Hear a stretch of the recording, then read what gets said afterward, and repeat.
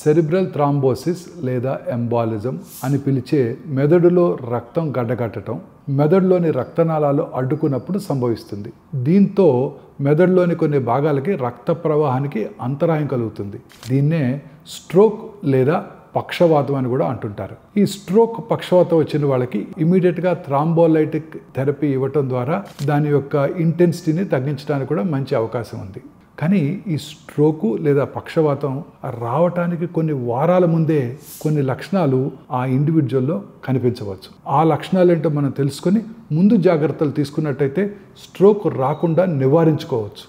చేతులు, కాళ్ళు లేదా ముఖంలో, ముఖ్యంగా శరీరంలోని ఒకవైపు బలహీనంగా లేదా తిమ్మిరిగా అనిపించటం, అకస్మాత్తుగా మాట్లాడటంలో ఇబ్బంది కలగటం, మాటలు తడబడటం లేదా ఇతరులు మాట్లాడేదాన్ని అర్థం చేసుకోవడంలో ఇబ్బందిగా ఉండటం, 1 లేక 2 కళ్ళు అస్పష్టంగా కనిపించటం, డబుల్గా కనిపించటం, దృష్టిని కోల్పోవడంతో సహా ఆకస్మిక మార్పులు కలగటం, నడిచేటప్పుడు బ్యాలెన్స్ కోల్పోవటం లేదా గది అంతా మీ చుట్టూ తిరుగుతున్న అనుభూతిని కలగటం, కొన్నిసార్లు ఫిట్స్ లేదా టెంపరీగా స్పృహ కోల్పోవటం, వికారము, వాంతులు కూడా ఆకస్మికంగా సంభవించటం.